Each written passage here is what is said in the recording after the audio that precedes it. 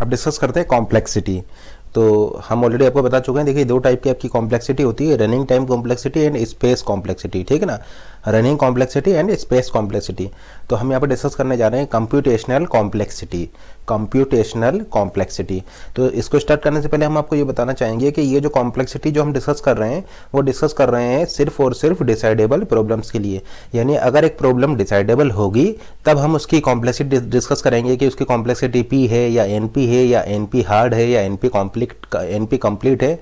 यानी एक decidable problem के लिए ही हम कॉम्प्लेक्सिटी की एनालिसिस कर सकते हैं कि ये आपका पी होगा, एनपी होगा, एनपी कॉम्प्लीट होगा, एनपीसी होगा या एनपी हार्ड होगा, एनपीएच होगा, ठीक है ना। तो ये हम केवल डिसाइडेबल प्रॉब्लम्स के लिए ही डिसाइड कर सकते हैं, डिसाइडेबल प्रॉब्लम्स के लिए ही डिस्कस कर सकते हैं। क्योंकि अगर एक प्रॉब्लम अनडिसाइडेबल है, तो फिर उसके लिए कोई एल्गोरिथम ही एग्जिस्ट नहीं करता होगा। उस प्रॉब्लम के सोल्यूशन के लिए आपका कोई एल्गोरिथम ही एग्जिस्ट नहीं करता होगा। तो जब एल्गोरिथम ही नहीं होगा तो हम उसके एनालिसिस भी नहीं कर सकते। इसका मतलब हम केवल डिसाइडेबल प्रॉब्लम्स के केस में कॉम्प्लेक्सिटी को डिस्कस करेंगे। अनडिसाइडेबल प्रॉब्लम्स के लिए तो आपका एल्गोरिथम ही एग्जिस्ट नहीं करता है। तो जब एल्गोरिथम ही एग्जिस्ट नहीं करेगा तो उसकी कॉम्प्लेक्सिटी की एनालिसिस भी आप नहीं कर पाएंगे, क्योंकि एल्गोरिथम होगा तभी तो आप उसकी एनालिसिस कर पाएंगे। अगर एल्गोरिथम होगा तभी आप उसकी कॉम्प्लेक्सिटी की एनालिसिस कर पाएंगे। जब एल्गोरिथम ही नहीं है तो कॉम्प्लेक्सिटी की एनालिसिस आप नहीं कर सकते। तो इसलिए हम यहाँ पर ऐसा बोल सकते हैं कि ये जो कंप्यूटेशनल कॉम्प्लेक्सिटी जो हम यहाँ पर डिस्कस करेंगे वो डिस्कस कर रहे हैं फॉर ओनली डिसाइडेबल प्रॉब्लम्स। अब देखिए पी प्रॉब्लम्स क्या होती हैं, तो स्टार्ट करते हैं पी प्रॉब्लम्स से। पी प्रॉब्लम आपका वो प्रॉब्लम्स है जिनका कि जो कि पॉलिनोमियल टाइम में होती है। पी प्रॉब्लम आपकी वो प्रॉब्लम हो गई जो कि पॉलिनोमियल टाइम में होती है, या आप ऐसा बोल सकते हैं कि ये डी टाइम पॉलिनोमियल होती है। ये आपका डी टाइम पॉलिनोमियल होती है। डी टाइम पॉलिनोमियल क्या होता है? पॉलिनोमियल होता है आपका एन पावर के। एन पावर के क्या है? आपका पॉलिनोमियल है। अगर के की वैल्यू 1 है तो ये लीनियर हो जाएगा, एन के की वैल्यू 2 है तो ये क्वाड्रेटिक हो जाएगा, के की वैल्यू 3 है तो ये क्यूबिक हो जाएगा, ठीक है ना।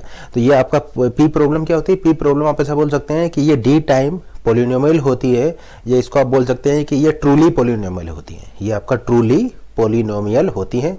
यानी आप ऐसा बोल सकते हैं कि इसके लिए अगर आप इस प्रॉब्लम के लिए अगर आप डिटर्मिनिस्टिक ट्यूरिंग मशीन बनाएंगे, इस प्रॉब्लम के लिए अगर आप डिटर्मिनिस्टिक ट्यूरिंग मशीन बनाएंगे तो वो आपका पॉलिनोमियल टाइम में वर्क करेगी, ठीक है ना। तो पी प्रॉब्लम, अगर एक प्रॉब्लम आपका पी में है, इसका मतलब उस प्रॉब्लम के लिए अगर आप डिटर्मिनिस्टिक ट्यूरिंग मशीन बनाएंगे तो वो पॉलिनोमियल टाइम में वर्क करेगी। इसका मतलब ये D time deterministic time polynomial होती है। अब देखिए एनपी क्या होता है? एनपी की फुल फॉर्म हो जाएगा आपका नॉट पॉलिनोमियल। ये है पॉलिनोमियल, ये है नॉट पॉलिनोमियल, यानी ये पॉलिनोमियल नहीं होता है। तो आप ऐसा बोल सकते हैं कि ये एन टाइम, ये आपका एन टाइम पॉलिनोमियल होती है। यानी ये आपका हो जाएगा N time polynomial.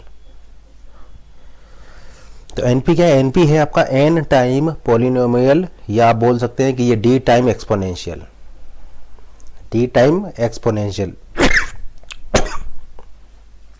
D time के पावर एन। के पावर एन का मतलब क्या है? एक्सपोनेंशियल। जैसे कि 2 पावर एन क्या exponential, 3 power N exponential, 4 power N exponential, 5 power N exponential, ठीक है ना। तो एनपी प्रॉब्लम क्या होती है? एनपी प्रॉब्लम आपकी वो प्रॉब्लम्स होती है जो कि जिसके के लिए अगर आप नॉन डिटर्मिनिस्टिक ट्यूरिंग मशीन बनाएं तो वो वर्क करेगी पॉलिनोमियल टाइम में। और अगर आप उस प्रॉब्लम के लिए, सेम प्रॉब्लम के लिए अगर डिटर्मिनिस्टिक ट्यूरिंग मशीन बनाते हैं तो फिर डिटर्मिनिस्टिक ट्यूरिंग मशीन आपका वर्क करेगी एक्सपोनेंशियल टाइम में।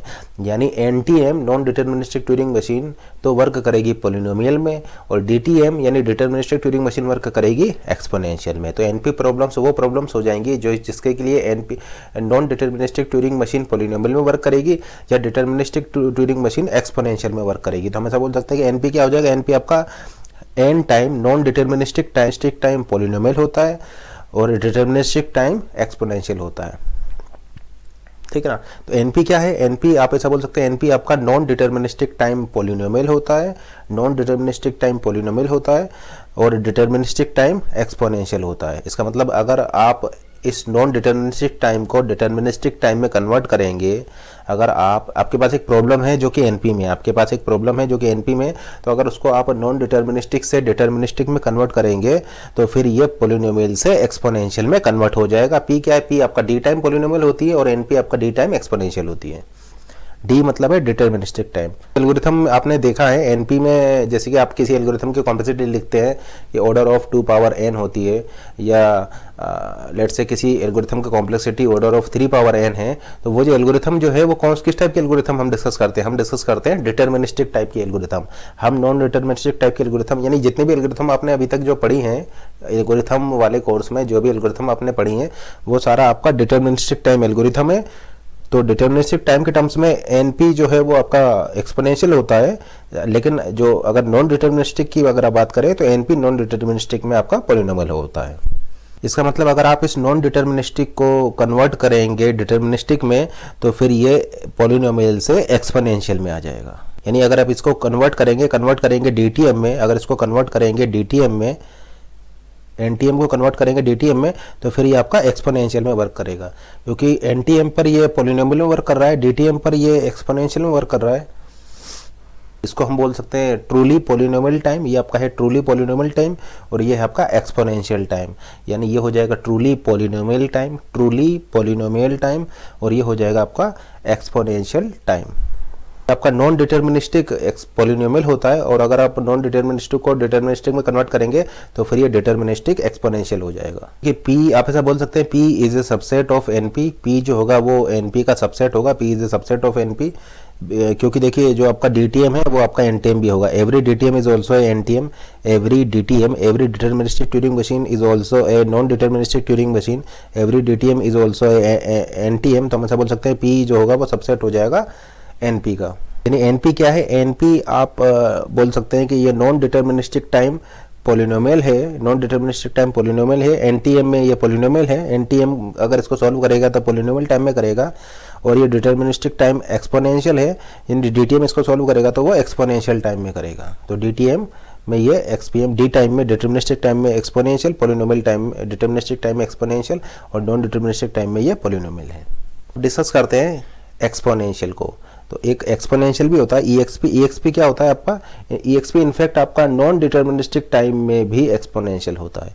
तो EXP जो है वो आपका नॉन डिटर्मिनिस्टिक टाइम में भी एक्सपोनेंशियल होता है। तो आपने क्या देखा? P deterministic time polynomial, NP deterministic time exponential या नॉन डिटर्मिनिस्टिक टाइम पॉलिनोमियल, और EXP तो आपका नॉन डिटर्मिनिस्टिक टाइम में भी एक्सपोनेंशियल होता है। यानी EXP तो NP से भी बड़ा हो गया, EXP जो है वो NP से भी बड़ा हो गया, क्योंकि ये नॉन डिटर्मिनिस्टिक टाइम में पॉलिनोमियल था, जबकि ये नॉन डिटर्मिनिस्टिक टाइम में ही एक्सपोनेंशियल हो जा रहा है। अगर एक प्रॉब्लम EXP में होगी, एक्सपोनेंशियल में होगी, तो अगर आप उसके लिए नॉन डिटर्मिनिस्टिक ट्यूरिंग मशीन बनाएंगे तो नॉन डिटर्मिनिस्टिक ट्यूरिंग मशीन आपका एक्सपोनेंशियल में वर्क करेगी, एक्सपोनेंशियल टाइम में वर्क करेगी। तो इनमें क्या रिलेशन हो जाएगा? इनमें इस टाइप से आप ऐसा बोल सकते हैं कि लेट से ये आपका P सेट है तो NP सेट इसका सुपर सेट हो जाएगा, यानी ये आपका NP हो जाएगा, और EXP इसका भी सुपर सेट हो जाएगा, तो ये लेट से आपका EXP हो जाएगा।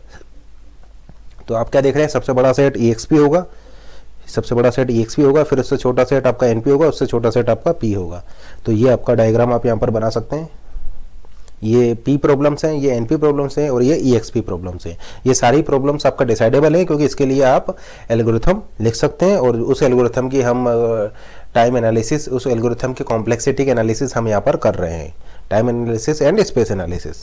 तो देखिए डिटर्मिनिस्टिक एल्गोरिथम और नॉन डिटर्मिनिस्टिक एल्गोरिथम ये किस टाइप से होते हैं, तो उसको विजुलाइज करने के लिए एक एग्जांपल लेते हैं। लेट से आपने सॉर्टिंग पढ़ा होगा, आपने सॉर्टिंग पढ़ी होगी, तो सॉर्टिंग में आपने एल्गोरिथम लिए होंगे।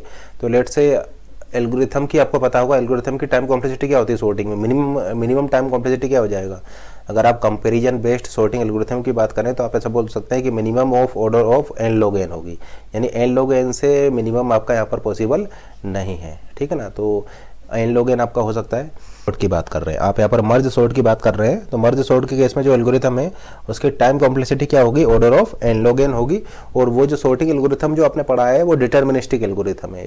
जितनी भी एल्गोरिथम आपने पढ़ी हैं एल्गोरिथम वाले कोर्स में वो सारी डिटर्मिनिस्टिक एल्गोरिथम है, क्योंकि वहाँ पर आपका चॉइसेस नहीं होती हैं, आपके पास उस एल्गोरिथम में चॉइसेस नहीं होती हैं। आपके पास एक प्रॉब्लम होती है, उस प्रॉब्लम पर आप वो एल्गोरिथम लगाइए और आपको आउटपुट मिल जाता है। आपके पास एक प्रॉब्लम है, उस प्रॉब्लम पर आप वो एल्गोरिथम लगाइए लगाइए या एल्गोरिथम को वो प्रॉब्लम एज ए इनपुट में दीजिए और आपको उसका उस प्रॉब्लम का सोल्यूशन मिल जाता है। तो वो सारे एल्गोरिथम किस टाइप की, आपके डिटर्मिनिस्टिक टाइप की है, क्योंकि वहाँ पर आपको चॉइसेस नहीं मिलती हैं। अब देखिए ये जो सॉर्टिंग की जितनी भी एल्गोरिथम आपने पढ़ी हैं, जैसे कि हीप सॉर्ट हो गया, क्विक सॉर्ट हो गया, मर्ज सॉर्ट हो गया, या आपका सिलेक्शन सॉर्ट हो गया, या आपका बबल सॉर्ट हो गया, ठीक है ना। तो जितनी भी सॉर्टिंग आपने पढ़ी है वो सारी डिटर्मिनिस्टिक एल्गोरिथम है। अब हम यहाँ पर एक नॉन डिटर्मिनिस्टिक एल्गोरिथम डिस्कस करने जा रहे हैं। नॉन डिटर्मिनिस्टिक एल्गोरिथम डिस्कस करने जा रहे हैं, यानी एनटीएम के लिए हम बना रहे हैं यहाँ पर। तो नॉन डिटर्मिनिस्टिक सॉर्टिंग एल्गोरिथम इस तरीके से होंगे। लेट से आपको कुछ नंबर्स को सॉर्ट करना है, तो लेट से आपके पास कुछ नंबर हैं A1 A2 A3 up to AN, आपके पास ये n नंबर्स हैं, इनको आपको सॉर्ट करना है। तो NTM क्या करेगी, NTM में फर्स्ट स्टेप होगा कि आप इनमें से किसी भी नंबर को रेंडमली चूज कर लेंगे, यानी आपने रेंडमली किसी भी एक नंबर को चूज कर लिया।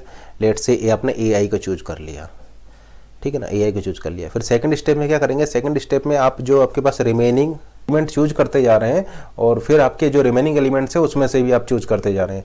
तो ये, और फिर ऐसा सारे एलिमेंट्स को चूज करने के बाद आप ऐसा बोल सकते हैं कि कम से कम एक मशीन ऐसी होगी जिस पर कि आपको सॉर्टेड आउटपुट मिलेगा, तो आप क्या देख रहे हैं यहाँ पर आपकी मोर देन वन मशीन्स हैं, क्योंकि आपके पास मोर देन वन चॉइसेस हैं, मोर देन वन मशीन्स हैं। तो आपका ये नॉन डिटर्मिनिस्टिक एल्गोरिथम है। यानी सॉर्टिंग की नॉन डिटर्मिनिस्टिक एल्गोरिथम क्या हो जाएगा कि आप रेंडमली कोई सेलेक्ट कर लीजिए कोई एलिमेंट, और फिर रिमेनिंग एलिमेंट्स में से भी आप 1 by 1 करके रेंडमली सेलेक्ट करते जाइए, और एट द एंड आपको एटलीस्ट वन मशीन ऐसी मिलेगी जिसका कि आउटपुट आपका सॉर्टेड होगा।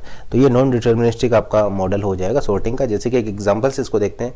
लेट्स से नंबर है आपके पास 5, नॉन डिटर्मिनिस्टिक एल्गोरिथम बता रहे हैं, सॉर्टिंग का नॉन डिटर्मिनिस्टिक एल्गोरिथम बता रहे हैं। तो लेट्स से आपके पास कुछ मशीन्स हैं, मशीन्स की मल्टीपल कॉपीज़ हैं, machine M1 M2 M3, let's say आपके पास M4 एंड सो ऑन। कुछ मशीन्स की आपके पास मल्टीपल कॉपीज़ है।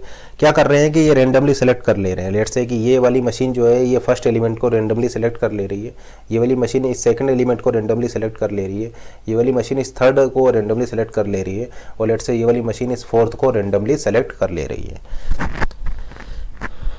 ठीक है ना। तो इन्होंने क्या किया कि आपने इन मशीन से ने आपका फर्स्ट एलिमेंट को रेंडमली सेलेक्ट कर लिया। लेट्स से M4 ने आपका ये 4 को रेंडमली सेलेक्ट किया। अब जैसे कि आप यहाँ पर देख पा रहे हैं M1 मशीन ने 5 को सिलेक्ट कर लिया है, यानी M1 के लिए क्या क्या चॉइसेस बची हैं, 1 8 4 बचा है। M2 ने सेलेक्ट कर लिया है 1 को, यानी यहाँ पर बचा है 5 4 8। M3 ने 8 को सिलेक्ट कर लिया है, तो आप ऐसा बोल सकते हैं कि यहाँ पर आपका बचेगा 1 8। तो ये आपका फर्स्ट स्टेप है, आपने 1 एलिमेंट को सिलेक्ट कर लिया। तो ये एलिमेंट्स आपने सेलेक्ट कर लिए। फिर यहाँ पर फिर उसी को आप इटरेट करेंगे कि मशीन M1 इनमें से किसी एक एलिमेंट को रेंडमली सेलेक्ट कर लेगी। तो लेट से फिर से यहाँ पर मशीन की मल्टीपल कॉपीज क्रिएट होंगी। तो लेट से आपका यहाँ पर मशीन की मल्टीपल कॉपीज क्रिएट हो रही है, M11 M12 M13। Machine M1 की मल्टीपल कॉपीज क्रिएट हुई है। लेट से ये वाली मशीन 1 को रेंडमली सेलेक्ट कर रही है, ये वाली मशीन 8 को रेंडमली सेलेक्ट कर रही है, ये वाली मशीन 4 को रेंडमली सेलेक्ट कर रही है। देखिए 5 को पहले ही सेलेक्ट कर चुकी है, ये वाली मशीन जो है इस 1 को ले रही है, ये वाली मशीन जो है इस 8 को ले रही है, ये वाली मशीन इस 4 को ले रही है। तो M11 के पास क्या बचा हुआ है, M1 ने देखिए 1 को लिया यानी 8 4 बचे हैं। M12 के पास क्या बचा है, 1 और 4 बचे हैं। M13 के पास आपका क्या बचा है, देखिए 8 और 4 यहाँ पर बचे हुए हैं। M13 के पास आपका बचा हुआ है 1 और 8।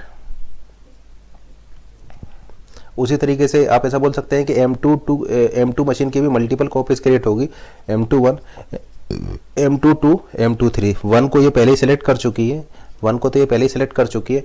लेट से ये वाली मशीन 5 को सिलेक्ट करती है, ये वाली मशीन 4 को सिलेक्ट करती है, और ये वाली मशीन आपका 8 को सिलेक्ट करती है। यानी देखिए इस वाली मशीन पर आपका क्या बचा हुआ है, देखिए सॉरी, इसने आपका 5 सेलेक्ट किया था, इसने आपका 1 सेलेक्ट किया था, इसने आपका 8 सेलेक्ट किया था, और इस मशीन ने अपना 4 सेलेक्ट किया था। ये आपका बचे हुए हैं यहाँ पर। तो देखिए यहाँ पर क्या बचा हुआ है, इसने आपका 5 ले लिया है यानी 4 और 8 बचा हुआ है, इसने आपका 4 ले लिया यानी 5 और 8 बचा हुआ है, इसने आपका 1 ले लिया है यानी इसका 1। इसी तरीके से आप ऐसा बोल सकते हैं कि M3 मशीन की भी मल्टीपल कॉपीज क्रिएट होंगी। तो हम डायरेक्टली यहाँ पर लिख दे रहे हैं M3 मशीन की भी मल्टीपल कॉपीज क्रिएट होंगी, M31 M32 M33। 8 ये पहले ही ले चुका है, एक लेगा 85, 8 लेगा 81, एक लेगा 84, ठीक है ना। यहाँ पर क्या बचा रहेगा, यहाँ पर बचा रहेगा आपका 14, यहाँ पर बचा रहेगा आपका 54, और यहाँ पर बचा रहेगा आपका 14। 4 मशीन है, इसकी भी मल्टीपल कॉपीज क्रिएट होंगी, M41, M42, M43 और इसी तरीके से ये जो है आपका 45 आ जाएगा, यहाँ पर 41 आ जाएगा, 48 आ जाएगा। एंड फिर इसी प्रोसेस को आप आगे कंटिन्यू करेंगे। जैसे कि यहाँ पर देखिए ये जो M22 मशीन है, M22 मशीन के फिर से आपके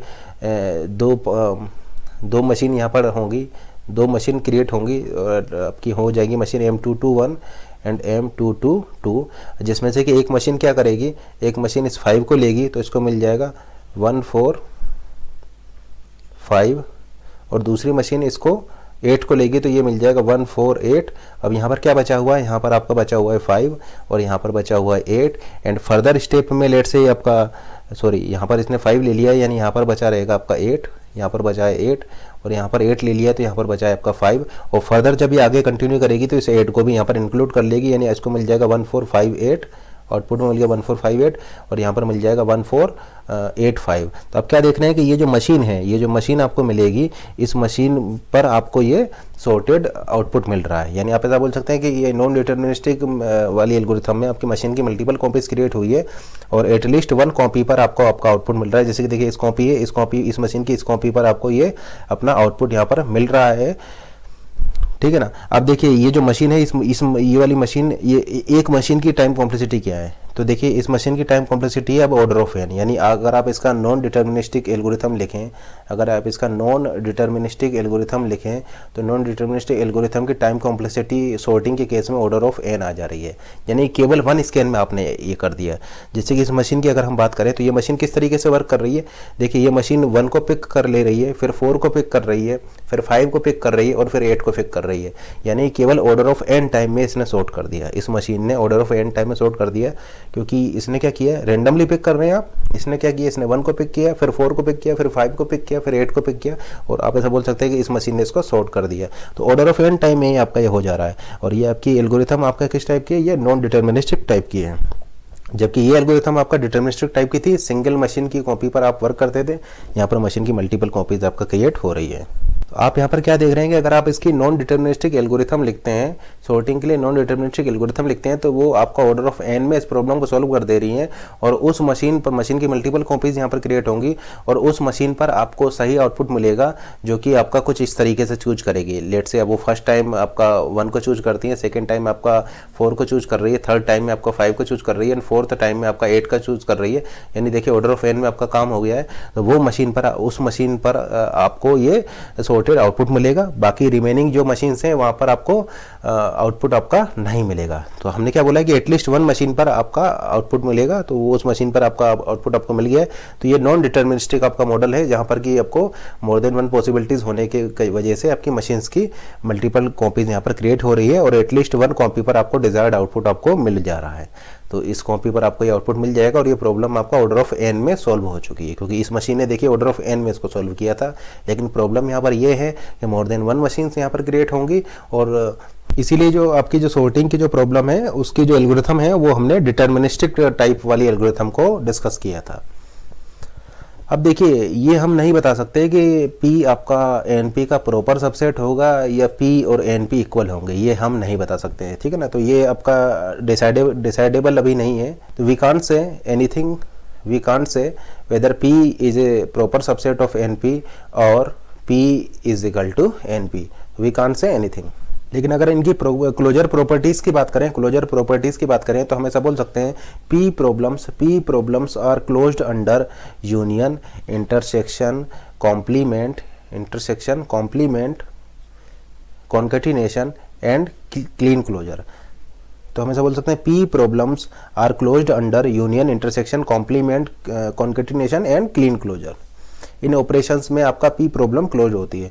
लेट्स से आपके पास L1 एक प्रॉब्लम है, L1 प्रॉब्लम है और वो P प्रॉब्लम है, L2 प्रॉब्लम है, L2 प्रॉब्लम भी आपका एक P प्रॉब्लम है, यानी L1 प्रॉब्लम भी P है, L2 प्रॉब्लम भी P है। तो हम ऐसा बोल सकते हैं कि L1 यूनियन L2 भी आपका P होगा क्योंकि क्लोज्ड है, L1 इंटरसेक्शन L2 भी आपका P होगा, L1 कॉम्प्लीमेंट भी P होगा, L2 कॉम्प्लीमेंट भी आपका P होगा, L1 कॉन्केटिनेशन L2 भी आपका P होगा, L1 क्लीन क्लोजर भी आपका P होगा और L2 क्लीन क्लोजर भी आपका P होगा, क्योंकि P problems are closed under union intersection complement concatenation and Kleene closure, ठीक है ना। तो ये सारे के सारे जो प्रॉब्लम्स हैं ये भी आपकी P में होंगी।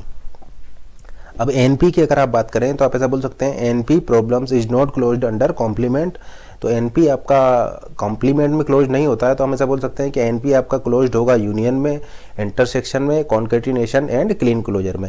NP problems are closed under union, intersection, concatenation and Kleene closure, but NP problems are not closed under complement.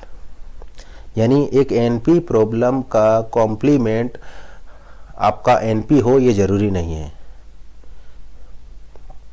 ठीक है ना। यानी एक एनपी प्रॉब्लम का कॉम्प्लीमेंट एनपी से बाहर भी हो सकता है। एक एनपी प्रॉब्लम का कॉम्प्लीमेंट आपका एनपी से बाहर भी हो सकता है, क्योंकि NP problem is not closed under complement. तो ये आपका अनडिसाइडेबल प्रॉब्लम है, ये आपका अनडिसाइडेबल प्रॉब्लम है।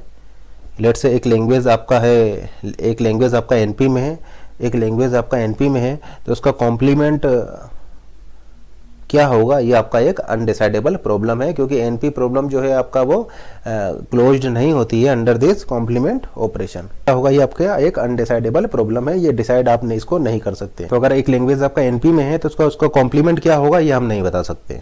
वो एनपी में हो भी सकता है और एनपी में नहीं भी हो सकता है। मतलब लेट से अगर एक L1 प्रॉब्लम आपका एनपी में है, L2 प्रॉब्लम आपका एनपी में, L1 प्रॉब्लम एनपी में, L2 प्रॉब्लम एनपी में, तो L1 यूनियन L2 भी आपका एनपी में होगा, L1 इंटरसेक्शन L2 भी आपका एनपी में होगा, L1 कॉन्केटिनेशन L2 भी आपका एनपी में होगा, एंड L1 क्लोजर भी आपका एनपी में होगा, L2 क्लोजर भी आपका एनपी में होगा। अब देखिए को एनपी का मतलब क्या है, को एनपी का मतलब है कॉम्प्लीमेंट ऑफ एनपी। तो को एनपी को आप बोल सकते हैं co NP is the complement of NP. तो एनपी का अगर आप कॉम्प्लीमेंट लेंगे तो आपको को एनपी मिल जाएगा। को एनपी का मतलब है कॉम्प्लीमेंट ऑफ एनपी। तो देखिए ये हम नहीं बता सकते, ये नहीं बता सकते हैं कि एनपी और को एनपी आपके इक्वल होंगे या नहीं होंगे, ठीक है ना। देखिए एनपी और को एनपी, देखिए क्योंकि NP is not closed under complement, NP आपका कॉम्प्लीमेंट ऑपरेशन में क्लोज नहीं होती है। इसका मतलब ऐसा हो सकता है कि एनपी का आप कॉम्प्लीमेंट लें और एनपी के बाहर आ जाए, यानी इस टाइप का कुछ हो सकता है कि लेट से ये आपका एनपी है, ये लेट से आपका एनपी है और ये आपका को एनपी है। यानी एनपी का आप कॉम्प्लीमेंट ले रहे हैं, एनपी का आपने कॉम्प्लीमेंट लिया तो हो सकता है कि वो एनपी के बाहर आ जाए, एनपी के बाहर आ जाए। तो ये भी हो सकता है, या फिर देखिए इस टाइप से भी हो सकता है कि लेट से आपका ये पी हो, ये आपका एनपी हो और ये आपका को एनपी हो, कॉम्प्लीमेंट ऑफ एनपी हो। तो ऐसा भी पॉसिबल है। तो या तो ये सिचुएशन आपकी पॉसिबल होगी या ये सिचुएशन पॉसिबल होगी, ये अभी हम नहीं बता सकते, ये अनडिसाइडेबल है, ठीक है ना। तो ये ऐसा भी हो सकता है और आपका ऐसा भी हो सकता है। को एनपी क्या है, co NP is the complement of NP. तो ये भी हो सकता है या ये भी हो सकता है, तो ये अभी अनडिसाइडेबल है। तो हम ऐसा बोल सकते हैं NP is equal to co NP, या फिर इसको आप इस तरीके से भी बोल सकते हैं कि NP is closed under complement. अगर एनपी आपका क्लोज्ड होता अगर कॉम्प्लीमेंट में, अगर एनपी आपका क्लोज्ड होता अंडर कॉम्प्लीमेंट में, then NP is equal to co NP हो जाता। देखिए लेट से आपका एनपी है और अगर NP is closed under complement, इसका मतलब एनपी का कॉम्प्लीमेंट भी अगर आपका एनपी में होता, NP is closed under complement का मतलब ये है कि अगर एनपी का कॉम्प्लीमेंट भी एनपी में होता, यानी को एनपी भी अगर एनपी में होता, तो फिर डेफिनेटली हम ऐसा बोल सकते हैं कि एनपी और को एनपी आपके इक्वल हो जाते। अगर एनपी आपका क्लोज्ड होता अंडर कॉम्प्लीमेंट, तो फिर उस केस में ये को एनपी और एनपी आपके सेम हो जाते। तो यही आपका एनपी होता और यही आपका को एनपी होता, ठीक है ना। अगर एनपी आपका क्लोज होता अंडर कॉम्प्लीमेंट, लेकिन NP is close under complement, ये आपको नहीं पता है, ये आपका अनडिसाइडेबल है। ये आपका किस टाइप की प्रॉब्लम है, ये आपका अनडिसाइडेबल है। तो हम ऐसा बोल सकते हैं कि ये भी आपका अनडिसाइडेबल हो जाएगा, ठीक है ना। Whether NP is equal to co NP, ये आपका अनडिसाइडेबल है। या आप ऐसा बोल सकते हैं कि NP is closed under complement, ये भी आपका अनडिसाइडेबल है, क्योंकि ये सिचुएशन हमें नहीं पता है, क्योंकि हमें नहीं पता है कि एनपी आपका कॉम्प्लीमेंट में क्लोज होता हो एनपी आपका कॉम्प्लीमेंट में क्लोज्ड है या नहीं है। हाँ, हम ये बोल सकते हैं कि अगर NP is closed under complement होता, NP is closed under complement होता, देन डेफिनेटली एनपी और को एनपी फिर आपके इक्वल होते, एनपी और को एनपी आपके इक्वल होते। या फिर हम ऐसा भी बोल सकते हैं कि P is equal to NP, अगर P is equal to NP हो जाए, ये P is equal to NP हो जाए, अगर P is equal to NP हो जाता है, ये जो P है ये P और NP इक्वल हो जाते हैं, देन उस केस में आपका NP और को NP भी इक्वल हो जाएंगे, NP और को NP भी इक्वल हो जाएंगे। अब देखिए P is equal to NP है तो ये किसके इक्वल आ जाएगा, ये P के इक्वल भी आ जाएगा, या फिर ये आप ऐसा बोल सकते हैं फिर ये तीनों ही इक्वल हो जाएंगे, ये तीनों ही आपके इक्वल हो जाएंगे। तो अगर P is equal to NP है, अगर कोई ये प्रूफ कर देता है कि P is equal to NP है, P is equal to NP है, तो फिर उस केस में ये तीनों ही आपके इक्वल हो जाएंगे। आप ऐसा बोल सकते हैं NP is equal to co NP is equal to P, ठीक है ना। तो अगर P is equal to NP हो जाए, अगर लेट से कोई प्रूफ कर देता है कि P is equal to NP है, तो फिर उस केस में NP is equal to co NP हो जाएगा, या आप ऐसा बोल सकते हैं कि NP ये प्रूफ हो जाएगा कि NP is closed under complement, NP is closed under complement. तो NP is equal to co NP होने का मतलब है NP is closed under complement. देखिए को NP को आप कैसे डिफाइन कर सकते हैं, आप ऐसा बोल सकते हैं co NP is equal to L bar set of all L bar such that L belongs to NP, यानी अगर एक प्रॉब्लम NP को बिलोंग करती है तो उसका कॉम्प्लीमेंट को NP में होगा, ठीक है ना। तो set of all L bar such that L belongs to NP। यहाँ पर एक चीज़ और आप नोट कर सकते हैं कि अगर L आपका NP को बिलोंग कर रहा है, L अगर आपका NP को बिलोंग कर रहा है, ये अगर ये इम्प्लाइज करें कि L आपका P में भी है, अगर L आपका एक प्रॉब्लम आपका NP में है और अगर वो प्रॉब्लम आपका P में भी हो, तो ऐसा सिर्फ तभी हो सकता है जब आपका P is equal to NP हो जाए। तो ये बाई डायरेक्शन हमने यूज़ किया है। इसका मतलब अगर एक प्रॉब्लम NP में है और वो प्रॉब्लम आपका P में भी हो, ये सिर्फ और सिर्फ तभी हो सकता है जब आपका P is equal to NP हो। यहाँ पर हम सभी NP लैंग्वेज की बात कर रहे हैं, for all NP, for all belongs to NP, NP की सभी लैंग्वेजेस की सभी प्रॉब्लम्स की बात कर रहे हैं, NP की सभी प्रॉब्लम्स की बात कर रहे हैं। इसका मतलब आपने एक प्रॉब्लम NP से उठाया, आपने एक प्रॉब्लम NP से उठाया और वो प्रॉब्लम आपका P में भी है, आपने दूसरी NP की प्रॉब्लम उठाया, वो प्रॉब्लम भी आपका P में है, यानी सभी NP प्रॉब्लम अगर आपका P में होंगी इफ़ एंड ओनली इफ़ अगर P is equal to NP होता है। अगर ऐसा होगा तभी ऐसा हो पाएगा, या P is equal to NP हो जाता है तो उस केस में NP की सभी प्रॉब्लम्स आपका P में भी आ जाएंगी, या NP की सभी प्रॉब्लम्स आपका P में भी आ जाएंगी, यानी NP वाली प्रॉब्लम्स आपका P में भी आ जाएंगी अगर P is equal to NP हो जाता है, या P is equal to NP हो जाता है तो आप ऐसा बोल सकते हैं कि NP की जितनी भी प्रॉब्लम्स हैं वो आपका सभी प्रॉब्लम्स P में भी आ जाएंगी। अब एक इंपॉर्टेंट रिजल्ट हम यहाँ पर देने जा रहे हैं। आप ऐसा बोल सकते हैं if any NP complete problem is in P, if any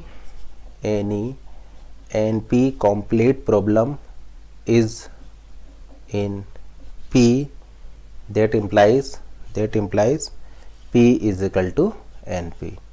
देखिए NP कंप्लीट में आपकी बहुत सारी प्रॉब्लम्स होंगी, तो अगर NP कंप्लीट में आपकी बहुत सारी प्रॉब्लम्स होंगी, तो अगर आप किसी भी एक NP कंप्लीट प्रॉब्लम को अगर आप पॉलिनोमियल टाइम में सॉल्व कर देते हैं, डी टाइम की हम बात कर रहे हैं, हम डी टाइम की बात कर रहे हैं, अगर आप NPC की किसी भी प्रॉब्लम को पॉलिनोमियल टाइम में सॉल्व कर देते हैं तो ये प्रूफ हो जाएगा कि P is equal to NP होगा,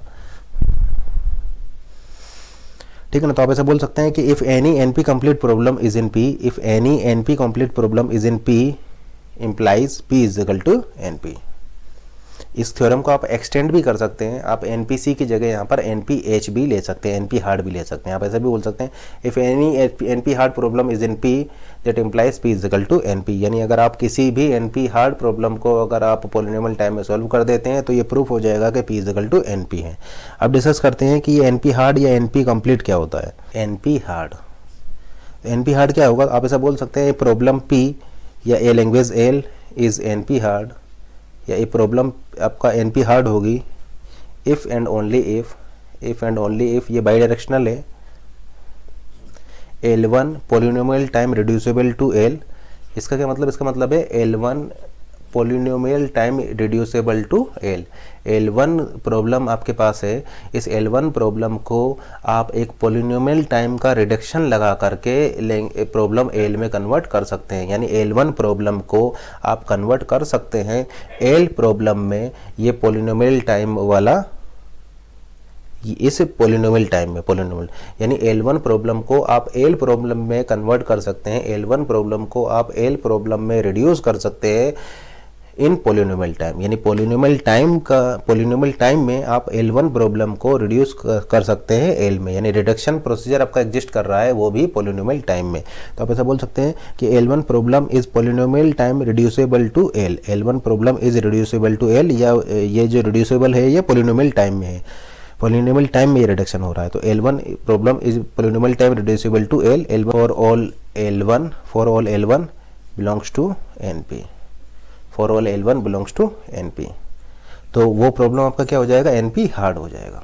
तो आप ऐसा बोल सकते हैं कि a problem is in NP hard if and only if for all problems belongs to NP can be polynomial time reducible to this NP hard problem. इसका मतलब आप यहाँ पर ऐसा बोल सकते हैं कि लेट से ये आपकी NP सेट है, ये आपका NP सेट है, यहाँ पर सभी आपकी NP प्रॉब्लम्स हैं। तो यहाँ पर दो केस पॉसिबल हैं। तो लेट से ये आपकी NP प्रॉब्लम्स के सेट हैं, ये जो कि आपका NP है। तो लेट से ये NP में ये आपकी प्रॉब्लम्स हैं, उसी तरीके से यहाँ पर भी NP में कुछ प्रॉब्लम्स होंगी, ठीक है ना। तो ये आपकी क्या है, NP प्रॉब्लम्स हैं। तो अगर आप सभी NP प्रॉब्लम्स को अगर पॉलिनोमियल टाइम का रिडक्शन लगाकर अगर L में कन्वर्ट कर सकते हैं तो वो L आपका क्या हो जाएगा, एक NP हार्ड प्रॉब्लम हो जाएगा। तो लेट से ये आपका एक NP हार्ड प्रॉब्लम है, ये आपका एक NP हार्ड प्रॉब्लम है। तो डेफिनेशन क्या बोल रही है, डेफिनेशन ये बोल रही है कि आप सभी NP प्रॉब्लम्स को पॉलिनोमियल टाइम रिडक्शन लगा करके कन्वर्ट कर सकते हैं इस L प्रॉब्लम में। तो देखिए ये रिडक्शन हम लगा रहे हैं, तो आप क्या देख रहे हैं कि सभी NP प्रॉब्लम्स को आप कन्वर्ट कर पा रहे हैं। देखिए सभी NP प्रॉब्लम्स को आप पॉलिनोमियल टाइम में रिडक्शन लगा करके कन्वर्ट कर पा रहे हैं L में। तो इस L को हम बोलेंगे NP hard problem. is NP hard if and only if L1 can be reducible to L1 can be polynomial time reducible to a problem L is NP hard if and only if L1 polynomial time reducible to L for all L1 belonging to NP, यानी NP की सभी problems को अगर आप polynomial time reduction लगा करके convert कर सकते हैं इस प्रॉब्लम L में, तो वो प्रॉब्लम L आपका NP हार्ड हो जाएगा। NP की सभी प्रॉब्लम्स को अगर आप पॉलिनोमियल टाइम रिडक्शन लगा करके अगर इस L में कन्वर्ट कर पा रहे हैं, पॉलिनोमियल टाइम का रिडक्शन लगा करके इस L में रिड्यूस कर पा रहे हैं, तो L आपका NP हार्ड हो जाएगा। अब सेकंड केस डिस्कस करते हैं। लेट्स से ये आपका NP हार्ड है, ये जो है ये आपका NP हार्ड है। तो NP हार्ड होने के लिए आप क्या बोल रहे हैं कि सभी NP प्रॉब्लम्स को आप इसमें रिड्यूस कर सकते हैं। तो देखिए लेट्स से ये सभी प्रॉब्लम्स को आप यहाँ पर इस NP हार्ड प्रॉब्लम में रिड्यूस कर पा रहे हैं। तो अगर आप सभी NP प्रॉब्लम्स को रिड्यूस कर पा रहे हैं इस प्रॉब्लम L में, तो वो आपका प्रॉब्लम L क्या हो जाएगा, NP हार्ड हो जाएगा। लेट्स से ये है आपका NP सेट, ये आपका NP सेट है और आप इस प्रॉब्लम में सभी NP प्रॉब्लम्स को रिड्यूस कर पा रहे हैं, तो ये प्रॉब्लम L हो जाएगा, जो कि क्या होगा आपका NPH होगा। अब क्या देख रहे हैं कि NPH आपका NP में हो भी सकता है और NP में नहीं भी हो सकता है। यानी ये NP हार्ड वाली जो प्रॉब्लम है ये NP के अंदर भी हो सकती है और NP के बाहर भी हो सकती है। देखिए यहाँ पर NP के बाहर है और यहाँ पर NP के अंदर है। NP के अंदर है ये प्रॉब्लम NP हार्ड वाली, और ये प्रॉब्लम NP हार्ड वाली प्रॉब्लम जो है ये NP के बाहर है। यानी NP हार्ड NP के बाहर भी हो सकता है और NP के अंदर भी आ सकता है। कुल मिला के ये दोनों जगह आपका हो सकता है। कंडीशन केवल एक है कि अगर आप सभी NP प्रॉब्लम को पॉलिनोमियल टाइम रिडक्शन लगा करके उस प्रॉब्लम में रिड्यूस कर पा रहे हैं, तो वो प्रॉब्लम NP हार्ड हो जाएगी। अब वो NP हार्ड प्रॉब्लम NP के बाहर भी हो सकती है, NP के अंदर भी हो सकती है। अब डिस्कस करते हैं NP कंप्लीट प्रॉब्लम। तो NP के अंदर होगी NP कंप्लीट। NP कंप्लीट का मतलब है ये NP के अंदर होगी। इसका मतलब आप ऐसा बोल सकते हैं ए लैंग्वेज L। इसका मतलब आप ऐसा बोल सकते हैं problem L is NPC if and only if, ये बाई डायरेक्शनल है, ये आपका बाई डायरेक्शनल है। A problem L is NPC if and only if L1 is polynomial time reducible to L for all L1 belonging to NP, for all L1 belonging to NP and, देखिए second condition और है यहाँ पर, and L belongs to NP, ये second condition और है। यानी आप क्या देख रहे हैं यहाँ पर, आप एक और कंडीशन अप्लाई कर दिए हैं कि वो NP के अंदर भी होना चाहिए। L आपका NP के अंदर भी होना चाहिए, देन वो क्या हो जाएगा, NP कंप्लीट हो जाएगा। यानी NP कंप्लीट के केस में क्या होगा, ये क्या है, ये आपका NP कंप्लीट है, ये हम NP हार्ड बता रहे हैं। तो ये क्या है, आपका NP हार्ड है, अब हम NP कंप्लीट बता रहे हैं। यानी आप ऐसा बोल सकते हैं कि लेट से ये आपका NP है, ये आपका NP है और ये सभी आपके NP प्रॉब्लम्स हैं, एंड लेट से ये आपका L है, NP कंप्लीट प्रॉब्लम है। तो ये आपका NP कंप्लीट होगा अगर आप सभी NP प्रॉब्लम्स को पॉलिनोमियल टाइम रिडक्शन लगा करके अगर इस L में रिड्यूस कर पा रहे हैं। अगर आप NP की सभी प्रॉब्लम्स को पॉलिनोमियल टाइम रिडक्शन लगा करके अगर L में कन्वर्ट कर पा रहे हैं और वो जो L है, वो जो प्रॉब्लम L है वो खुद अगर NP में हो, वो जो प्रॉब्लम L है वो खुद अगर NP में हो, तो ये प्रॉब्लम आपका NP कंप्लीट हो जाएगा। यानी यहाँ पर आपने एक और एक्स्ट्रा कंडीशन लगा दिया कि L भी NP में होना चाहिए। यहाँ पर आपने एक्स्ट्रा कंडीशन लगा दिया कि L भी आपका NP में होना चाहिए। इसका मतलब NP के सभी प्रॉब्लम्स को आप रिड्यूस कर पा रहे होंगे, पॉलिनोमियल टाइम में रिड्यूस कर पा रहे होंगे L में, और अगर L भी NP के अंदर होगा, आपका NP के अंदर ही होगा। जबकि NP हार्ड NP के अंदर भी हो सकता है और NP के बाहर भी हो सकता है, लेकिन NP कंप्लीट NP के अंदर ही होगा। ठीक है ना। तो NP हार्ड जो है वो आपका इनसाइड एंड आउटसाइड NP हो सकता है, इनसाइड भी हो सकता है, इनसाइड NP भी हो सकता है, as well as outside NP भी हो सकता है। लेकिन जो आपका NP कंप्लीट है वो ऑलवेज इनसाइड NP होगा। NP complete always inside NP होगा। जबकि ये जो है NP हार्ड, ये आउटसाइड NP भी हो सकता है या इनसाइड NP भी हो सकता है। यहाँ पर आप ऐसा भी बोल सकते हैं कि NP complete are those NP hard problem, NP complete are those NP hard problem which is in NP। यानी ये आपकी NP कंप्लीट हो गई, ये आपका NP कंप्लीट होगी। लेकिन ये देखिए, ये NP हार्ड भी होगी, NP कंप्लीट भी होगी। यानी आप ऐसा बोल सकते हैं कि ये प्रॉब्लम आपका NP हार्ड भी है और ये प्रॉब्लम आपका NP कंप्लीट भी होगी। लेकिन ये प्रॉब्लम आपका NP हार्ड तो होगी, लेकिन NP कंप्लीट नहीं होगी। लेकिन आपका NP कंप्लीट नहीं होगी क्योंकि ये NP के अंदर नहीं है। यानी ये NP हार्ड भी है, NP कंप्लीट भी है, ये NP हार्ड तो है लेकिन NP कंप्लीट नहीं है। उसी तरीके से इसको आप क्या बोल सकते हैं, इसको आप बोल सकते हैं कि ये आपका NP हार्ड भी है और NP कंप्लीट भी है। तो हम ऐसा यहाँ पर ऐसा बोल सकते हैं कि NP complete are those NP hard problem which is in NP complete are those NP hard problem which is in NP। लेकिन रिवर्स यहाँ पर ट्रू नहीं है, क्योंकि हम यहाँ पर ऐसा बोल सकते हैं कि every NPC problem is also a NPH problem, every NPC problem is also a NPH problem. ठीक है ना। लेकिन ऐसा हो सकता है कि एक प्रॉब्लम NPH हो लेकिन NPC ना हो, ऐसा हो सकता है कि एक प्रॉब्लम NPH हो लेकिन NPC ना हो। लेकिन अगर एक प्रॉब्लम NPC है तो डेफिनेटली वो NPH भी होगी, अगर एक प्रॉब्लम NPC है तो डेफिनेटली NPH भी होगी। यानी आप ऐसा बोल सकते हैं कि NPC इम्प्लाइज NPH, अगर एक प्रॉब्लम NPC है तो वो NPH भी होगी, और अगर एक प्रॉब्लम NPH नहीं है तो वो प्रॉब्लम NPC भी नहीं होगी। कहते हैं कि every NPC problem is also NPH problem but it may possible that A problem is NPH but not NPC।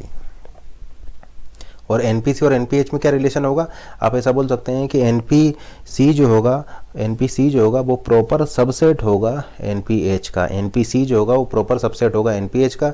यानी आप ऐसा यहाँ पर बोल सकते हैं कि लेट से ये अगर आपका NPC है, ये आपका NPC है तो ये आपका NPH हो जाएगा, ये आपका NPH हो जाएगा। यानी NPC आपका प्रॉपर सबसेट होगा, NPC प्रॉपर सबसेट होगा NPH का, या NPH प्रॉपर सुपरसेट होगा NPC का। इसीलिए हमने यहाँ पर ये कंप्लीट वर्ड यूज़ किया है। कंप्लीट का मतलब है कि NP के अंदर होगा। लेट से आपके पास एक प्रॉब्लम L1 है और प्रॉब्लम L1 जो है वो लेट से आपका NP में है, प्रॉब्लम L1 जो है वो आपका NP में है। एंड लेट से L2 प्रॉब्लम को आप पॉलिनोमियल टाइम में रिड्यूस कर पा रहे हैं इस प्रॉब्लम L1 में।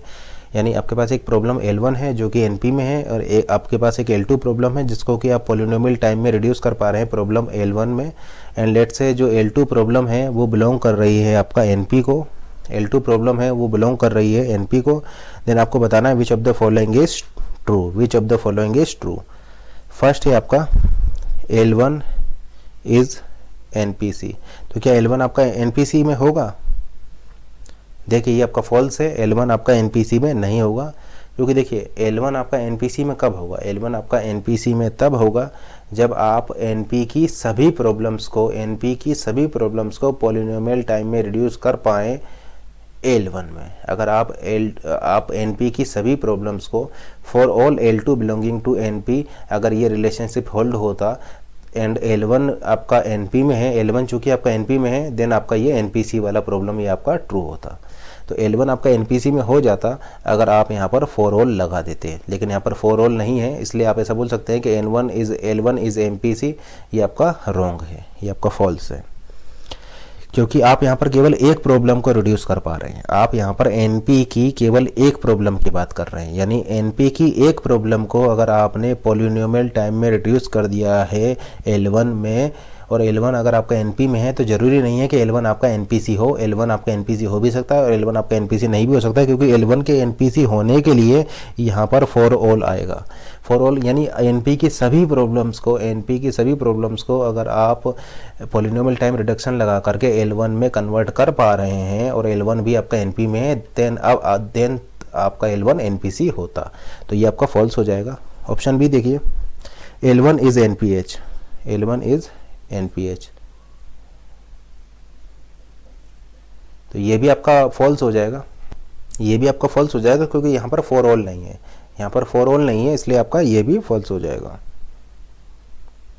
तो जरूरी नहीं है कि L1 आपका NPH में हो, क्योंकि आप सभी प्रॉब्लम्स की बात नहीं कर रहे हैं, आप केवल एक प्रॉब्लम की बात कर रहे हैं, एक प्रॉब्लम को आपने रिड्यूस किया है। ऑप्शन सी देखिए, L2 इज NPC,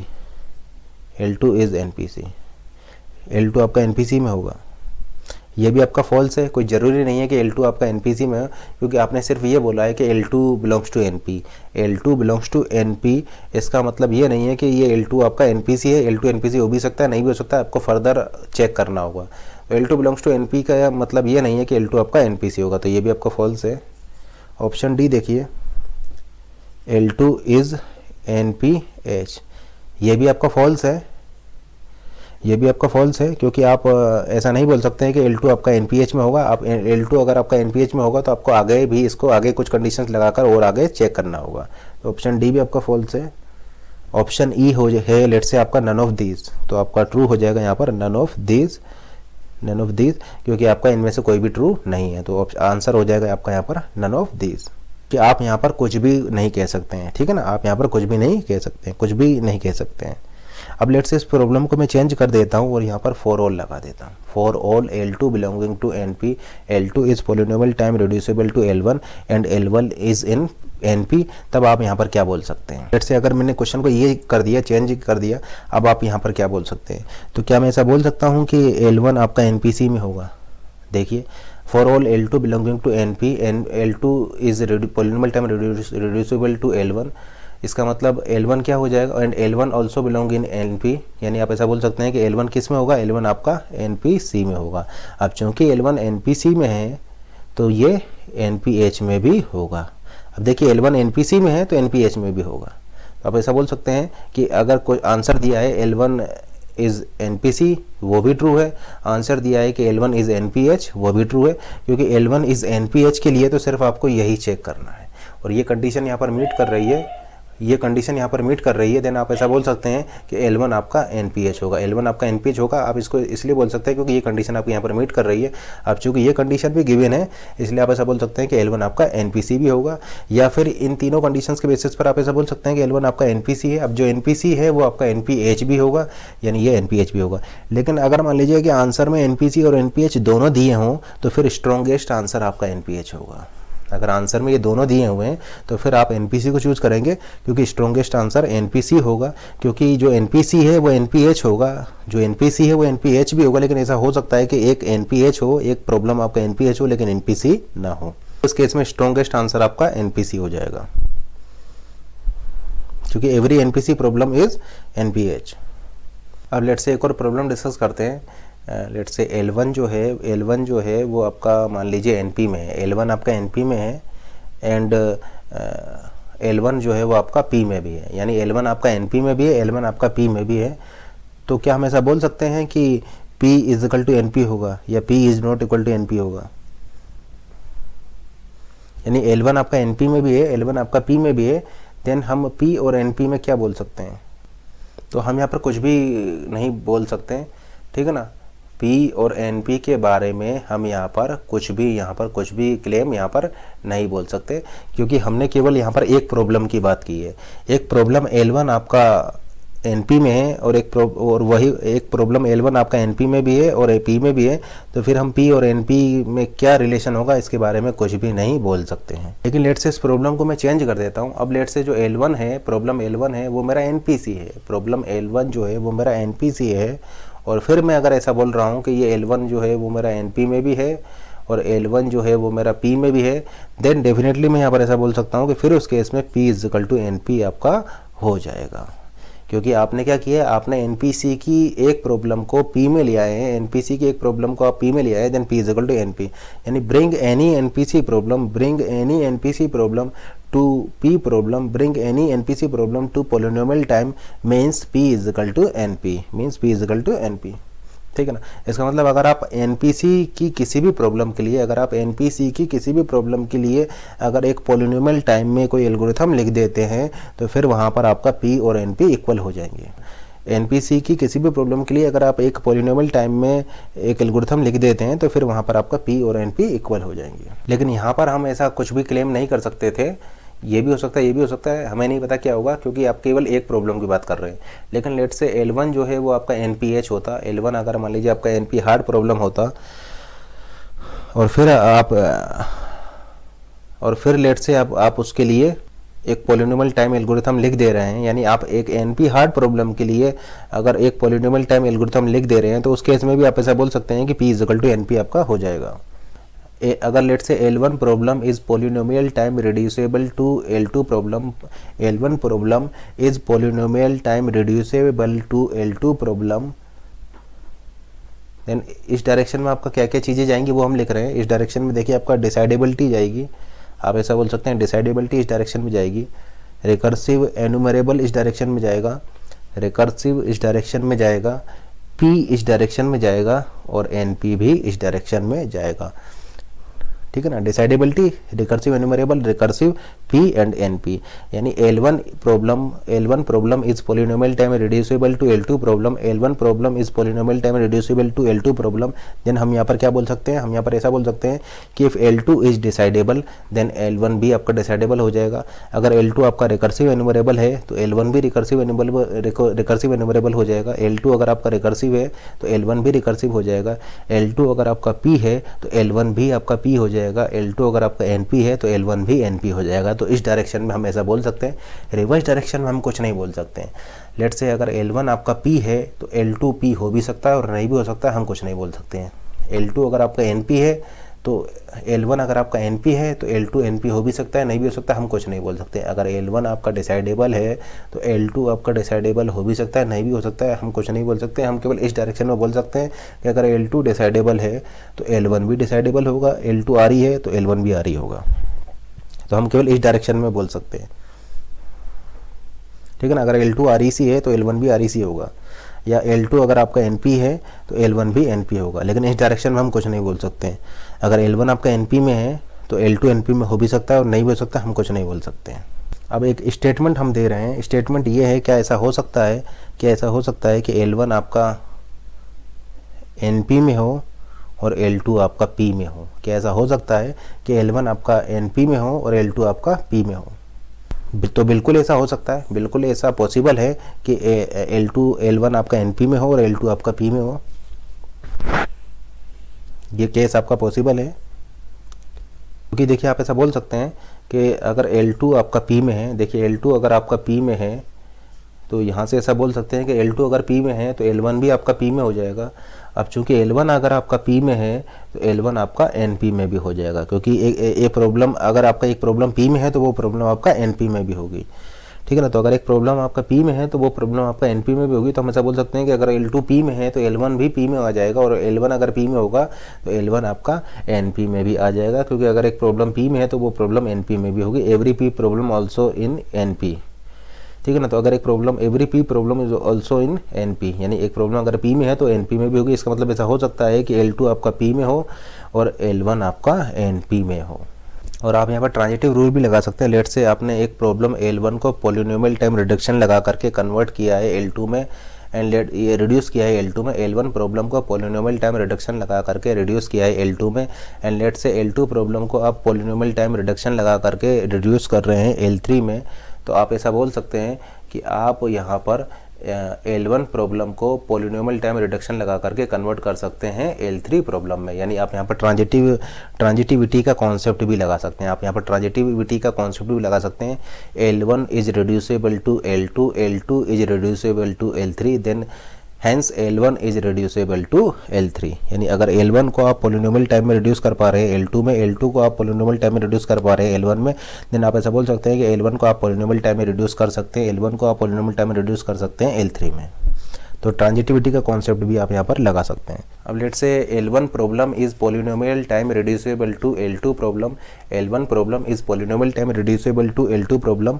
तो इस डायरेक्शन में आपका क्या क्या होगा, इस डायरेक्शन में देखिए आपका अनडिसाइडेबिलिटी होगी, अनडिसाइडेबिलिटी होगी। इसका मतलब अगर L1 प्रॉब्लम अनडिसाइडेबल है तो L2 प्रॉब्लम भी अनडिसाइडेबल होगी। इस डायरेक्शन में आपका NP कंप्लीट होगा, इस डायरेक्शन में आपका NP हार्ड होगा। इसका मतलब अगर L1 प्रॉब्लम NPC है तो L2 भी NPC होगी, L1 प्रॉब्लम अगर आपका NP हार्ड है तो L2 प्रॉब्लम भी NP हार्ड होगा। इसका मतलब अगर L1 प्रॉब्लम आपका NP हार्ड है तो L2 भी NP हार्ड होगा, लेकिन अगर L2 NP हार्ड है तो L1 के बारे में हम कुछ भी नहीं कह सकते। यानी इस डायरेक्शन में हम कुछ नहीं कह सकते, इस डायरेक्शन में हम बता सकते हैं अनडिसाइडेबिलिटी के लिए, NP कंप्लीट के लिए और NP हार्ड के लिए। तो अनडिसाइडेबिलिटी, NP कंप्लीट, NP हार्ड आप इस डायरेक्शन में चलेंगे और इनके लिए आप इस डायरेक्शन में चलेंगे, ठीक है ना। यानी अगर L1 आपका अनडिसाइडेबल है तो L2 भी अनडिसाइडेबल होगा, L2 अनडिसाइडेबल है तो L1 के बारे में हम कुछ नहीं बोल सकते। तो ये आपका रिवर्स डायरेक्शन को फॉलो कर रहा है। इसका मतलब अगर L1 आपका NPC में है तो L2 भी आपका NPC में होगा। और यहाँ पर आपने क्या देखा, यहाँ पर आपने ये देखा कि अगर L2 डिसाइडेबल है, अगर L2 आपका डिसाइडेबल है तो आपका L1 भी डिसाइडेबल होगा। लेकिन अगर L1 डिसाइडेबल है तो L2 के बारे में हम कुछ नहीं कह सकते। यानी इस डायरेक्शन में हम कुछ नहीं कह सकते, यहाँ पर इस डायरेक्शन में हम कुछ नहीं कह सकते, यहाँ पर इस डायरेक्शन में हम कुछ नहीं कह सकते। प्रॉब्लम यहाँ पर डिस्कस करते हैं। प्रॉब्लम लेट से आपका ये है कि आप एक प्रॉब्लम P को पोलिनोमियल टाइम में रिड्यूस कर पा रहे हैं पोलिनोम Q में। एक प्रॉब्लम P को पोलिनोमियल टाइम में आप रिड्यूस कर पा रहे हैं प्रॉब्लम Q में, प्रॉब्लम P को पोलिनोमियल टाइम में रिड्यूस कर पा रहे हैं प्रॉब्लम Q में। एंड लेट से आपका जो P है, P जो है वो आपका NPC है, P जो है वो आपका NPC है। तो Q आपका यहाँ पर क्या होगा, तो यहाँ पर देखिए क्या क्या हो सकता है। देखिए प्रॉब्लम P को आप पोलिनोमियल टाइम में रिड्यूस कर सकते हैं प्रॉब्लम Q में, और P आपका NPC है। तो क्या क्या चीज़ें आप यहाँ पर बोल सकते हैं। तो देखिए P अगर NPC है, P अगर NPC है तो Q आपका क्या हो जाएगा, Q भी आपका NPC हो जाएगा। अगर P NPC है तो Q भी आपका NPC हो जाएगा। तो P अगर NPC है तो Q भी NPC हो जाएगा। अब every NPC is also NPH, अगर एक आपका NPC में है तो वो NPH में भी होगा। यानी आप ऐसा बोल सकते हैं कि Q आपका NPH में भी होगा और P आपका NPH में भी होगा। तो देखिए P और Q आपके NPH में भी होंगे और Q आपका NPC में होगा। ये यहाँ से हम कंक्लूजन निकाल सकते हैं। Is NPH true, Q is NPH true हो जाएगा, Q इज NPC ये भी ट्रू हो जाएगा, P इज NPH ये भी ट्रू हो जाएगा। लैंग्वेज L1 आपका NP में है, लैंग्वेज अब लेट से प्रॉब्लम L1 आपका NP में है, प्रॉब्लम L1 आपका NP में है, L2 प्रॉब्लम आपका NP में है एंड L3 प्रॉब्लम आपका P में है। आपको कैलकुलेट करना है कि ये प्रॉब्लम L किस में होगी, जहाँ पर कि problem L is equal to L1 intersection L2 union L3 complement, ठीक है ना। L1 NP में है, L2 NP में है, L3 P में है, और आपको बताना है कि ये प्रॉब्लम L जो है ये किस में होगी। तो आप इसको लिख सकते हैं NP intersection NP union P complement. अब देखिए ये हम बता चुके हैं कि P problem is closed under complement, यानी P का कॉम्प्लीमेंट लेने पर आपको P ही मिलेगा। यानी आप इसको बोल सकते हैं NP intersection NP union P, ठीक है ना, क्योंकि P प्रॉब्लम जो है आपका क्लोज होती है अंडर कॉम्प्लीमेंट। तो P प्रॉब्लम का कॉम्प्लीमेंट लेने पर आपको P प्रॉब्लम ही मिलेगा। अब देखिए आप यहाँ पर इंटरसेक्शन ले सकते हैं, NP इंटरसेक्शन NP क्या हो जाएगा, NP इंटरसेक्शन आपका NP हो जाएगा, क्योंकि NP is closed under intersection union P।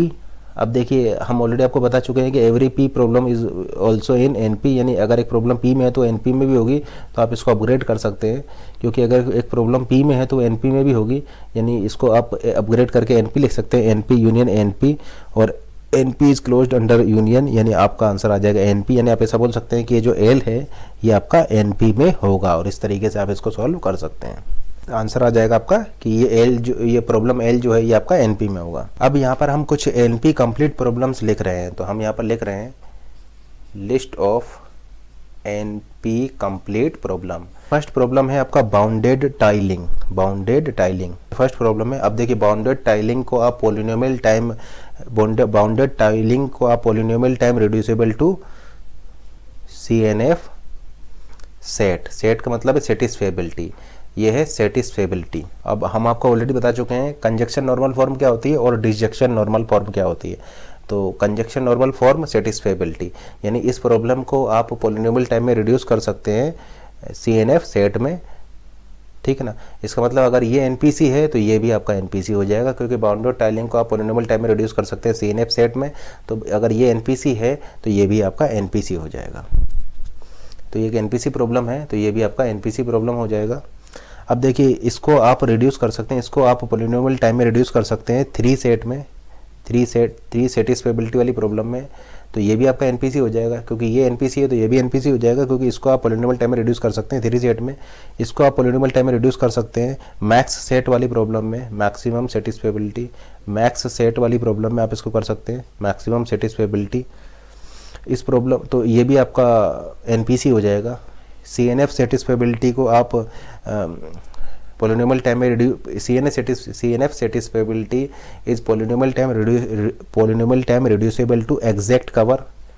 इस प्रॉब्लम को आप एग्जैक्ट कवर वाली प्रॉब्लम में रिड्यूस कर सकते हैं, तो ये एग्जैक्ट कवर वाली प्रॉब्लम भी आपका NPC हो जाएगा। उसी तरीके से इस प्रॉब्लम को आप पॉलिनोमियल टाइम में रिड्यूस कर सकते हैं इंडिपेंडेंट सेट वाली प्रॉब्लम में,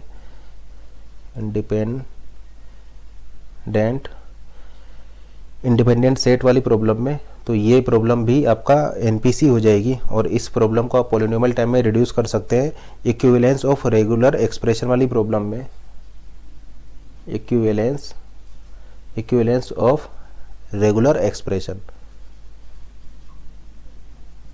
इक्विवेलेंस ऑफ रेगुलर एक्सप्रेशन में, तो ये प्रॉब्लम भी आपका NP कंप्लीट हो जाएगा इक्विवेलेंस ऑफ रेगुलर एक्सप्रेशन में। अब देखिए जो एग्जैक्ट कवर है, एग्जैक्ट कवर वाली प्रॉब्लम को आप पॉलिनोमियल टाइम में रिड्यूस कर सकते हैं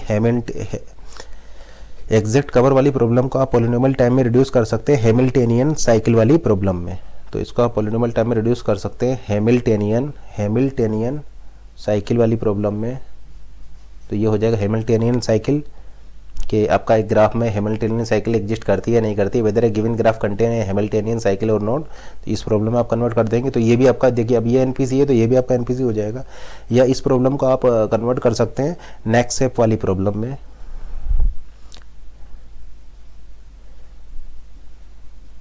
तो एग्जैक्ट कवर वाली प्रॉब्लम को आप पॉलिनोमियल टाइम में रिड्यूस कर सकते हैं नेक्स्ट स्टेप प्रॉब्लम में, तो नेक्स्ट स्टेप प्रॉब्लम भी आपका NPC हो जाएगा।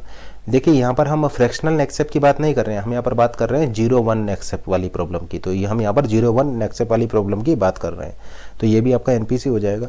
उसी तरीके से ये जो इंडिपेंडेंट सेट वाली प्रॉब्लम है इसको आप पॉलिनोमियल टाइम में रिड्यूस कर सकते हैं क्लिक वाली प्रॉब्लम में। आपको फाइंड आउट करना है whether a given graph contain a clique और नॉट, तो क्लिक प्रॉब्लम में,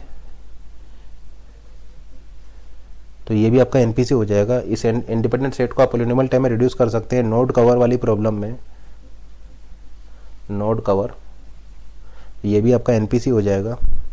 साइकिल को आप इस प्रॉब्लम को आप रिड्यूस कर सकते हैं अनडायरेक्टेड हैमिल्टनियन साइकिल वाली प्रॉब्लम में, तो इसको आप पॉलिनोमियल टाइम में रिड्यूस कर सकते हैं, तो इसको आप पॉलिनोमियल टाइम में रिड्यूस कर सकते हैं अनडायरेक्टेड हैमिल्टनियन साइकिल वाली प्रॉब्लम में, तो आपका ये भी अनडायरेक्टेड हैमिल्टनियन साइकिल वाली प्रॉब्लम में, तो ये भी आपका NPC हो जाएगा।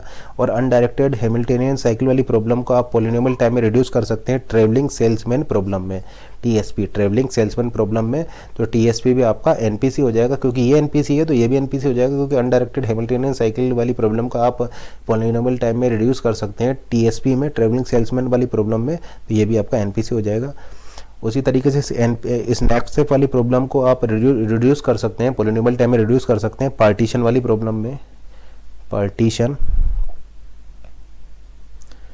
वाली प्रॉब्लम में, तो पार्टीशन वाली प्रॉब्लम भी आपका NPC हो जाएगा, NP कंप्लीट हो जाएगा।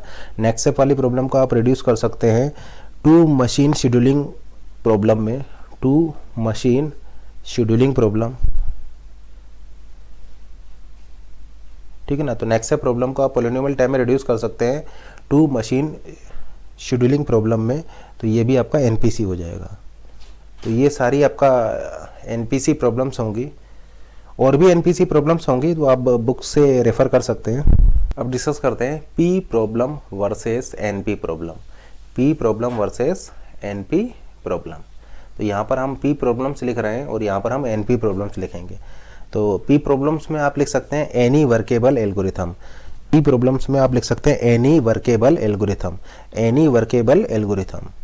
और एनपी प्रॉब्लम्स में आपका आ जाएंगे जो प्रॉब्लम्स हमने आपका जो ट्री में रिप्रेजेंट किया था, इससे पहले जो हमने ट्री ड्रॉ किया था, उस ट्री में हमने जितनी भी प्रॉब्लम्स आपका डिस्कस की थी वो सारी प्रॉब्लम्स आपका एनपी में होंगी, ठीक है ना। अगर आपसे कोई पूछता है टू सेट वाली प्रॉब्लम जो है वो आपका पी में होगी।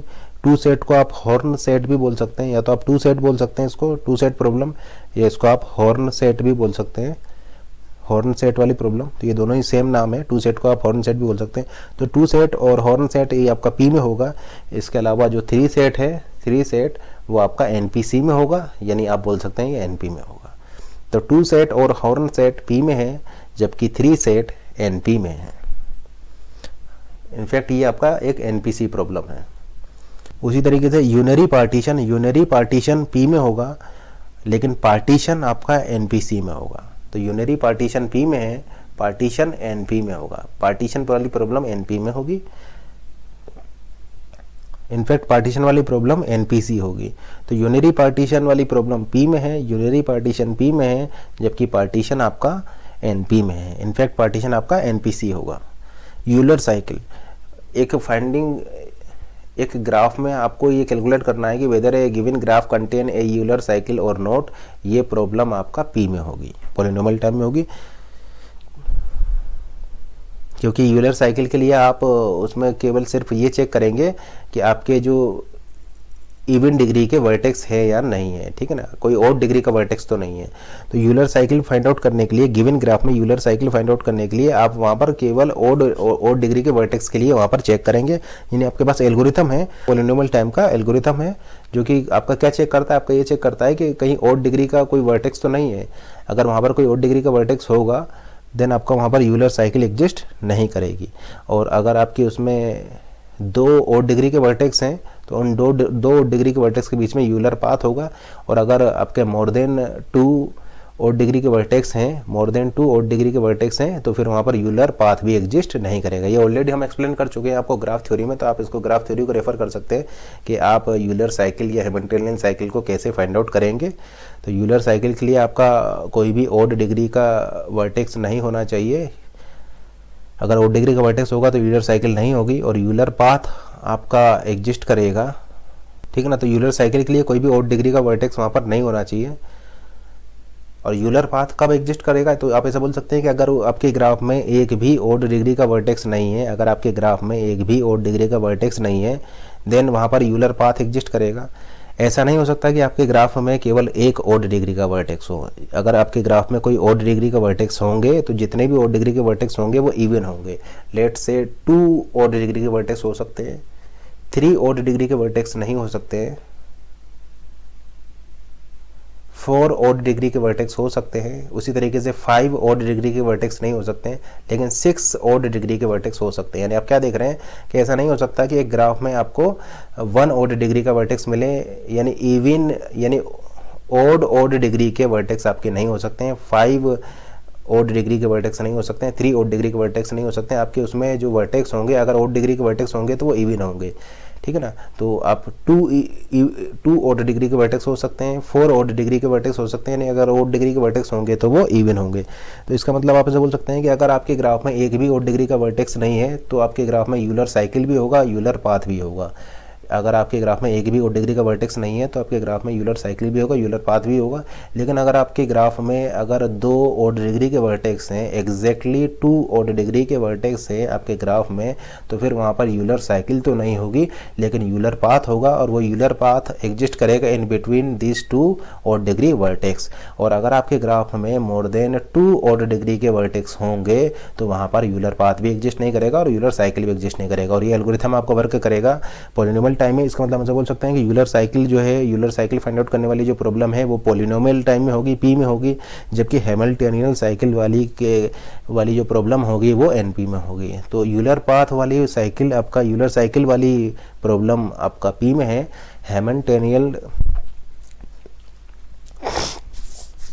हैमिल्टनियन साइकिल फाइंड आउट करने वाली प्रॉब्लम आपका एनपी में होगा। In fact Hamiltonian cycle find out करने वाली प्रॉब्लम आपका एनपीसी में होगा। इसी तरीके से आप यहाँ पर ऐसा बोल सकते हैं कि अगर आप दो डीएफए को इक्विवेलेंस के लिए चेक कर रहे हैं, अगर आप दो डीएफए को चेक कर रहे हैं कि whether two given DFA are equal और नॉट, तो इक्विवेलेंस ऑफ डीएफए आप पॉलिनोमियल टाइम में चेक कर सकते हैं। इक्विवेलेंस ऑफ डीएफए को आप पॉलिनोमियल टाइम में चेक कर सकते हैं, लेकिन अगर आप दो एनएफए को चेक कर रहे हैं तो फिर वो आपका एनपी में होगा। यानी इक्विवेलेंस ऑफ एनएफए वाली जो प्रॉब्लम है वो एनपी में होगी और इक्विवेलेंस ऑफ डीएफए वाली प्रॉब्लम आपका पी में होगी। यानी दो डीएफए को आपको इक्वल चेक करना है तो आप इसके लिए पॉलिनोमियल टाइम में चेक कर सकते हैं, लेकिन अगर आपको दो एनएफए को चेक करना है तो वो प्रॉब्लम फिर आपका एनपी में चली जाएगी। तो इक्विवेलेंस ऑफ डीएफए आपका पी में होगा, जबकि इक्विवेलेंस ऑफ एनएफए आपका एनपी में होगा। उसी तरीके से टू कलरेबिलिटी वाली प्रॉब्लम जो है, टू कलरेबिलिटी वाली जो प्रॉब्लम है वो आपका पी में होगी। टू कलरेबिलिटी वाली प्रॉब्लम आपका पी में होगी, जबकि के कलरेबिलिटी वाली प्रॉब्लम आपका एनपी में होगी। इनफैक्ट के कलरेबिलिटी की प्रॉब्लम जो है वो आपका एनपी कंप्लीट होगी, एनपीसी होगी। तो आप क्या देख रहे हैं कि टू कलरेबिलिटी वाली जो प्रॉब्लम है, टू कलरेबिलिटी वाली जो प्रॉब्लम है वो पी में है, जबकि के कलरेबिलिटी वाली जो प्रॉब्लम है, जबकि के कलरेबिलिटी वाली जो प्रॉब्लम है जहाँ पर के आपका ग्रेटर देन 2 होगा, के ग्रेटर देन 2 होगा, के इज ग्रेटर देन 2, वो आपका एनपी में होगा। ठीक है ना। तो टू कलरेबिलिटी वाली प्रॉब्लम पी में है, जबकि के कलरेबिलिटी वाली प्रॉब्लम आपका एनपी में होगा। इनफैक्ट ये के कलरेबिलिटी वाली जो प्रॉब्लम है ये एनपीसी होगा, एनपी कंप्लीट होगा। मिन कट वाली जो प्रॉब्लम है, मिन कट वाली जो प्रॉब्लम है वो पी में होगी, जबकि मैक्स कट वाली जो प्रॉब्लम है, मैक्स कट वाली जो प्रॉब्लम है वो एनपी में होगी। तो मिन कट पी में है, मैक्स कट एनपी में होगी। शॉर्टेस्ट पाथ फाइंड आउट करने की जो एल्गोरिथम है, शॉर्टेस्ट पाथ फाइंड आउट करने की जो एल्गोरिथम है वो पी में होंगी, जबकि लॉन्गेस्ट पाथ फाइंड आउट करने की जो प्रॉब्लम्स हैं वो एनपी में होंगी। शॉर्टेस्ट पाथ फाइंड आउट करने वाली एल्गोरिथम पी में होंगी, लॉन्गेस्ट पाथ फाइंड आउट करने वाली एल्गोरिथम एनपी में होगी। जैसे कि आपने पढ़ा होगा जैसे कि आपने शॉर्टेस्ट पाथ वाली एल्गोरिथम्स पढ़ी होंगी, ठीक है ना। सिंगल सोर्स शॉर्टेस्ट पाथ या मल्टीपल सोर्स शॉर्टेस्ट पाथ वाले एल्गोरिथम आपने पढ़ा होगा। वो सारी प्रॉब्लम्स, ये वो सारे एल्गोरिथम आपके पी में थे, पॉलिनोमियल टाइम वाले एल्गोरिथम थे, ठीक है ना। तो शॉर्टेस्ट पाथ अगर आपको कैलकुलेट करना है, शॉर्टेस्ट पाथ वाली प्रॉब्लम आपका पी में होगी, जबकि अगर आप लॉन्गेस्ट पाथ कैलकुलेट करना चाहते हैं, लॉन्गेस्ट पाथ आप कैलकुलेट करना चाहते हैं तो वो प्रॉब्लम आपका एनपी में होगी। उसी तरीके से हम सब बोल सकते हैं कि अगर वर्टेक्स कवर वाली प्रॉब्लम आप लें, वर्टेक्स कवर वाली प्रॉब्लम अगर आप लें, या फिर अगर आप नोड कवर वाली प्रॉब्लम लें, वर्टेक्स कवर या नोड कवर, तो ये प्रॉब्लम आपका एनपी में होगी। इनफैक्ट ये प्रॉब्लम आपका एनपीसी होगी, एनपी कंप्लीट होगी। तो वर्टेक्स कवर वाली जो प्रॉब्लम है वो एनपी में होगी, नोड कवर वाली प्रॉब्लम जो है वो एनपी में होगी। इनफैक्ट वर्टेक्स कवर एनपीसी में होगा, नोड कवर भी आपका एनपीसी में होगा। तो वर्टेक्स कवर और नोड कवर वाली जो प्रॉब्लम है वो आपका एनपी में होंगी, या फिर आप ऐसा बोल सकते हैं वो इनफैक्ट एनपीसी वाली प्रॉब्लम है।